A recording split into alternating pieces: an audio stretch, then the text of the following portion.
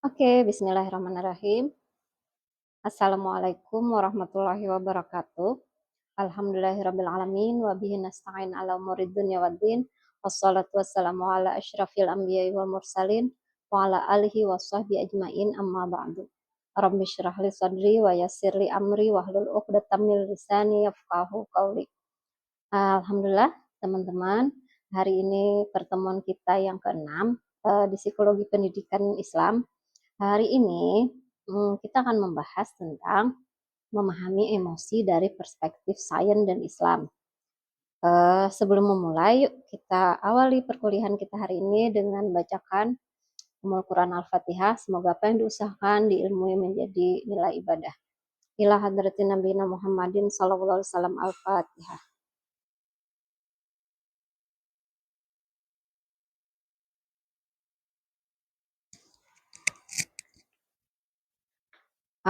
Oke. Teman-teman, hari ini bahasan kita tentang emosi. Apakah hari ini teman-teman pernah atau 6 bulan yang lalu deh atau yang paling deket, pernah nggak ngerasain sesuatu yang itu bikin teman-teman marah atau emosi? Bahasa, sekarangnya misalnya bad mood, kemudian mood swing, dan lain sebagainya. Oke, kenapa kita mempelajari emosi dari perspektif Islam dan sains? Eee, kita mempelajarinya karena satu, biar teman-teman bisa mengenali, memahami bagaimana Islam memposisikan emosi dalam kehidupan. Kemudian teman-teman mahasiswa bisa mengenali jenis emosi yang dialami sama dari aspek fisik, fisiologis, sama bagaimana sih cara Rasulullah dalam mengelola emosi. Oke, eh teman-teman, perasaan itu halal ya, valid adanya, tidak harus teman-teman merasa lemah. Ternyata emosi itu adalah sinyal dari respon psikologis kita terhadap situasi. Situasinya mungkin bisa netral, tapi bisa jadi teman-teman merasakan emosinya. Bisa jadi, contohnya nih, ada suatu kejadian yang mungkin buat orang lain netral, tapi buat sebagian orang bisa menjijikan, bisa bikin marah, atau ada yang bisa bikin senang. Oke, menurut Pasarlito, emosi itu bukan sekadar perasaan, tapi respon biologis yang terintegrasi. Adanya dari reaksi sistem saraf, keberagaman emosi itu juga sangat banyak. Karena dari reaksi kompleks sistem saraf terhadap rangsangan dari luar dan dalam diri, jadi ada sistem kerja otak yang itu ada di bagian otak. Oke, kemudian secara kata emosi itu ada 500. Cek aja deh emoticon teman-teman di WA, banyak banget stiker emosi kan. Kemudian karena banyak banget emosi, kita ternyata penting mengenali beragam emosi tersebut. Oke, kemudian pengaruh emosi itu bisa sangat mempengaruhi perasaan, pikiran, dan perilaku manusia secara langsung. Kemudian, kenapa kita bisa merasakan emosi? Oke, dalam neuroscience di sistem limbik, terutama amigdala dan hipokampus, ini adalah pusat pengolahan emosi di otak. Amigdala itu fungsinya mendeteksi emosi, terutama rasa takut dan ancaman. Nah, itu yang digambarkan di amigdala, dia kecil banget adanya di dalam sistem limbik, walaupun tidak hanya amigdala, ada talamus, ada cerebellum dan hipokampus dan hormon-hormon lainnya. Tetapi si amigdala ini membentuk memori emosi. Jadi bisa memicu responnya cuma dua, sebagaimana otak reptil. Jadi ada fight, ada flight. Kita nyerang atau kita mengabaikan atau kabur. Nah, sedangkan di sini di prefrontal cortex itu fungsinya adalah otak perencanaan dan pengambilan keputusan. Bantunya buat merancang masa depan, membuat pilihan, bahkan mengatur impuls dan emosi untuk menahan diri. Kira-kira ini baik nggak sih dilakukan? Kemudian di prefrontal cortex ini juga yang nanti matangnya bisa di usia 21 sampai 25. Jadi sebelum itu prefrontal cortex memang belum matang. Jadi teman-teman yang anak usia dini, kenapa belum matang itu karena si sistem emosi yang di awal bagian emosi amigdala itu masih berkembang. Jadi prefrontal cortex memang belum matang. Nah, proses terjadinya emosi ini adalah Indera itu menerima rangsangan, kemudian ada di interpretasi. Otak sederhananya seperti ini teman-teman. Misalnya emosinya takut, jantungnya bisa berdebar, berkeringat, ototnya tegang, pikirannya bisa jadi persepsi terhadap makna atau ancaman. Ini nih contoh kecilnya aja. Stimulus emosional ini bisa jadi si anjing aman bagi sebagian orang, tapi yang terpapar misalnya dengan ada pengalaman negatif dengan anjing, ada terpapar berita maraknya rabies, bisa jadi akhirnya membuat eh, pemikiran yang menjadi negatif, akhirnya membuat debar jantung semakin cepat, kemudian ekspresi emosi akan mempengaruhi perilaku seseorang. Oke, sebenarnya dalam psikologi emosi positif dan emosi negatif itu bukan pada esensi ya, cuman emosi ini dinilai. Jadi ada emosi dasar itu senang, sedih, takut, marah, terkejut, jijik, semuanya alami. Bukan pada baik buruk, ini pada hanya penilaian bahwa marah itu lebih negatif, kemudian positif itu ada cinta dan lain sebagainya. Oke. Oke, di masa kanak-kanak hingga dewasa ini akhirnya menjadikan anak-anak pada masa awal perannya sangat penting di dalam keterikatan atau attachment. Misalnya akan sangat mempengaruhi bagaimana pengasuhan yang sehat menjadikan gaya kelekatan yang nyaman akhirnya bawa ke dalam kehidupan selanjutnya. Jadi ada temuannya bahwa eh, penemuan ditemukan bahwa di usia 6 bulan sampai 15 tahun ditemukan bahwa regulasi emosi yang baik pada anak usia dini berhubungan dengan prestasi akademik lebih tinggi, kemampuan sosial yang lebih baik, dan tingkat stres yang lebih rendah.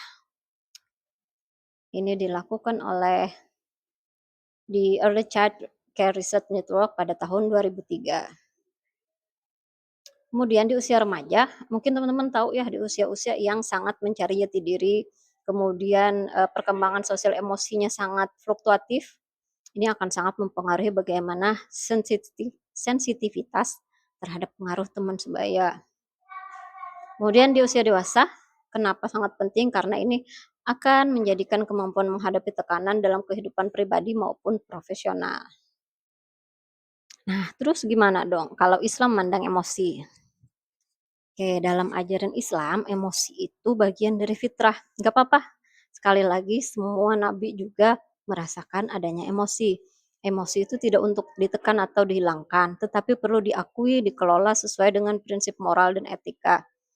Eh, jadi prinsipnya emosi ini memang harus tersalurkan. Kalau tidak tersalurkan, dia akan terpendam dan itu akan menjadi bahaya untuk tubuh dan kehidupan.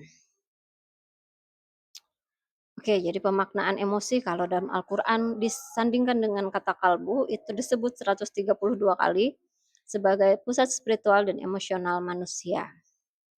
Nah, ajaran Islam itu mendorong emosi menyelaraskan dengan nilai-nilai moral guna mendorong kesejahteraan dan keharmonisan sosial. Bahkan perilaku etis sebagai komponen utama dan kesehatan emosional. Oke, jadi ajaran Islam itu memang disyarat dengan ketenangan. Jadi di otak itu meskipun tidak didesain untuk kebahagiaan, tapi didesain untuk survival mode. Jadi mode bertahan hidup salah satunya tadi penyeimbangan antara otak rasional dan otak emosional. Di sholat 5 waktu, ritual menenangkan sistem saraf dan menyeimbangkan emosi. Kita diingatkan bahwa mindful, sadar bahwa manusia itu adalah hamba Allah, jadi diingetin secara daily life 5 kali pengingatan itu dimaksudkan agar manusia kembali kepada fitrahnya. Kemudian ada zikir dan doa. Zikir dan doa ini mirip seperti mindfulness sebenarnya, tapi mindfulness sekali lagi tidak bisa menggantikan zikir dan doa karena ada bab-bab zikir, ada syarat-syaratnya. Kemudian meditasi spiritual ini bisa menurunkan stres karena kita lebih meningkatkan kesadaran kita bahwa eh, siapa sih yang menjadi fokus utama dalam kehidupan. Kemudian ada puasa Ramadan karena hanya hamba yang sia-sia ketika hanya menahan nafsu, dahaga, lapar dan dahaga, tapi tidak menjaga pengendalian diri dan ketahanan emosionalnya. Nah, bukti ilmiah lainnya ini ada, studi di Iran, oleh Yücel dan teman-teman di 2012 dan 2010, mahasiswa yang berpuasa dan rutin sholat memiliki skor kesehatan mental lebih baik, mungkin setara dengan, imunitas yang lebih tinggi kalau di Indonesia itu ya penelitian Bapak, Muhammad Soleh. Kemudian ada ketenangan batin, ada efek positifnya juga pasien muslim memiliki rasa nyaman dan efek positif fisik setelah berdoa. Nah, kira-kira emosi bisa nggak sih dibajak oleh yang lain? Jadi otak emosi sangat bisa dibajak. Misalnya nih ciri-ciri eh, teman-teman yang ketika emosinya lebih banyak berbicara ketimbang rasional, biasanya gini, impulsif, pengen segera bertindak tanpa berpikir panjang, kemudian bisa menggunakan kata-kata, tindakan kasar, akhirnya menyesal, tidak mempertimbangkan akibat jangka panjang. Nah, bedanya ketika teman-teman merasakan ketenangan, sangat berbeda ketika teman-teman lagi stres. Coba dibayangin, tubuhmu akan rileks, tidak tegang. Biasanya otot-otot akan kaku, tidak tegang. Bisa jadi kalau di muka akan sangat kelihatan. Bisa jadi kalau marah biasanya akan merah mukanya atau merasa panas, mulutnya berkata-kata susah. Sedangkan di dalam Islam, karena kalbu itu bukan hanya organ fisik tapi juga pusat kesadaran, niat dan pengendalian emosi. Jadi ketika pembersihan kalbu itu akan sangat berasa dan akan divibrasikan, direfleksikan ke luar diri. Jadi biasanya teman-teman kalau melihat kalau ada orang yang lebih menenangkan kita ketemu gitu ya, itu bisa jadi ternyata memang vibrasi orang tersebut tenang. Oke, selanjutnya apa sih implikasinya, hikmahnya? Nah, ternyata ketika Islam memandang tubuh dan kalbu sebagai amanah yang harus dijaga dengan baik, otomatis teman-teman yang beragama Islam khususnya akan menjaga sebaik mungkin ketika tahu itu memang dan sadar bahwa tubuh dan kalbu itu amanah. Kemudian bagaimana pengelolaan emosi juga adalah bagian dari ibadah dan ketaatan kepada Allah kita. Banyak sekali dalil-dalil dari Islam ya, tidak boleh mengambil keputusan ketika marah, tidak boleh marah dalam Islam bukan berarti tidak boleh merasakan marah. Artinya pengelolaan emosi marahnya tidak boleh merusak. Kemudian keseimbangan emosi itu membawa ketenangan jiwa dan kebahagiaan hidup dunia akhirat. Jadi walaupun tidak banyak kalimat bahagia di Quran, tapi ada biasanya poinnya adalah stressing poinnya di tenang, hidup yang tenang. Oke, ada yang mau ditanyakan? Kalau tidak, yuk kita sekarang ambil kertas lembar. Eh, Tuliskan bagaimana teman-teman mengelola emosi marah atau sedih ketika menghadapi tekanan. Dan biasanya bagaimana sih kalau teman-teman menilai pengalaman itu dari kacamata Islam dan sains? Misalnya teman-teman ketika marah, bener nggak sama seperti apa yang dijelaskan di awal? Misalnya ada nge-freeze, beku gitu, atau ada yang ketika marah itu nangis aja, atau ada hal yang lain silahkan dituliskan kira-kira sesuai nggak sama sainsnya, bener nggak?